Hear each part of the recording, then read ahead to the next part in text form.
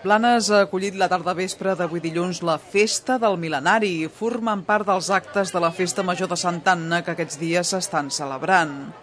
Organitzada per l'Ajuntament i l'Obreria del Vilar, la celebració ha comptat amb una gran participació que ha omplert els carrers del centre de la vila on ha tingut lloc. Personatges representant diversos oficis de fa 100 anys s'han passejat, han regentat parades de productes o bé han tret els seus serveis al carrer, com per exemple aquest cambrer o aquest altre barber.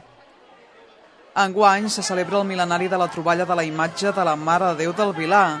Per commemorar-ho, el rem de 34 que es conserva al santuari del Vilar ha tornat a baixar a Blanes per participar en la Festa del Mil·lenari, una recreació històrica per explicar com es vivia un dia de l'aplec del Vilar en temps dels nostres avis.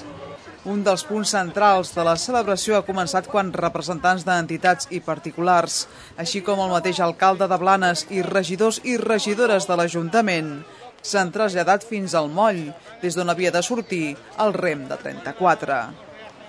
Lligat al santuari del Vilar i a l'obra literària de Joaquim Ruyra, el rem dona nom a una de les seves narracions més conegudes i només havia baixat fins a Blanes des del Vilar anteriorment en dues ocasions.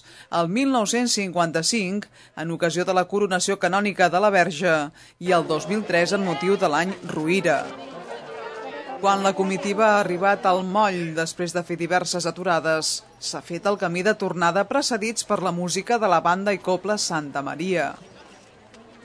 Darrere d'ells hi havia el rem, que s'han encarregat de traslladar membres de les entitats La Diàspora i el Club de Rem Traumal, els Capgrossos i el Gegantó Badó Set Trossos.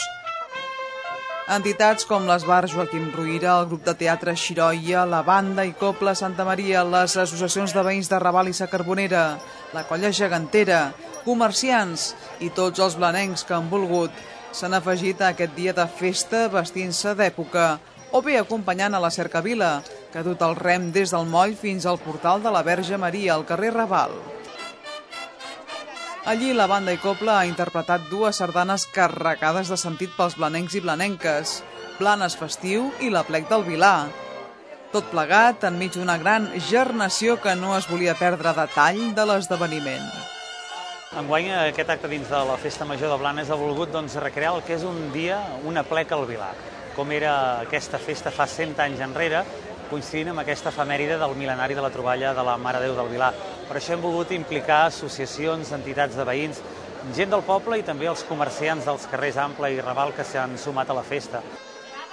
Després que s'han ballat les dues sardanes, el rem s'ha tornat a posar en moviment, aquesta vegada enfilant el seu destí final mentre no arriba el proper mes. Es tracta de l'església Santa Maria, on quedarà exposat esperant l'arribada de la imatge de la Mare de Déu del Vilar, prevista pel diumenge 5 d'agost, quan la tradició diu que fa exactament 1000 anys que va ser descoberta. Després que el rem ha quedat dipositat allí, la celebració s'ha tancat amb un fi de festa que s'ha localitzat sota l'art dels copatrons Sant Bonós i Sant Maximià, que està situat al carrer Ample.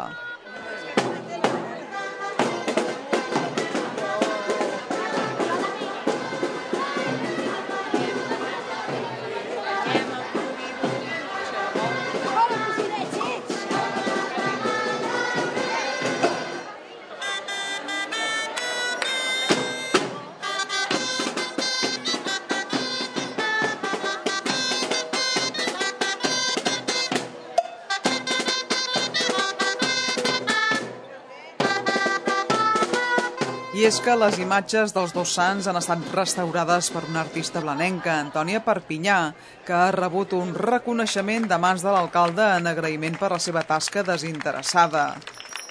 Es tractava de la reproducció d'un dels angelets de la Font Gòtica, un obsequi que ha fet molta il·lusió de rebre a l'homenatjada. Finalment, tal com ha anat passant al llarg de tota la tarda vespre, el moment ha quedat immortalitzat en desenes d'instantànies fotogràfiques.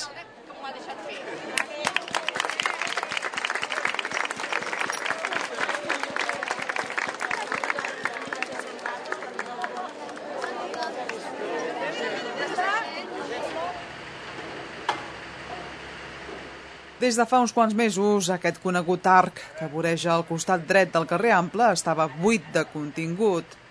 Això és perquè va ser el passat mes de març quan les mateixes brigades municipals que avui s'han encarregat de tornar a posar les imatges dels dos patrons de Blanes ja van fer la tasca inversa, és a dir, baixar-les del seu emplaçament habitual. El motiu era que Antònia Perpinyà s'havia ofert a l'Ajuntament desinteressadament per rehabilitar les imatges de Sant Bonós i Sant Maximià. Bé, això tot va començar el dia de Sant Bonós, que jo ja feia molt de temps que els veia molt mesos, molt malament. I el dia de Sant Bonós li vaig dir a l'alcalde allà a la sagristia, dic, escolta'm, aquells sants porten els vestits ja molt colorits i no és del color que toca. I no es podrien restaurar. I bueno, hi vaig oferir i la cosa va semblar que sí. I era insistint, doncs vaig aconseguir-ho.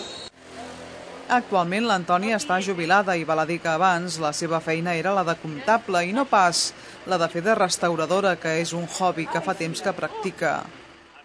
Bé, primer de tot, fotografiar-los tal com eren, i llavors anar descobrint els colors en els llocs que eren més foscos, per veure que, o sigui, no hi havia tocat tant el sol, perquè aquí el problema és el sol, i el sol se'l menja el color.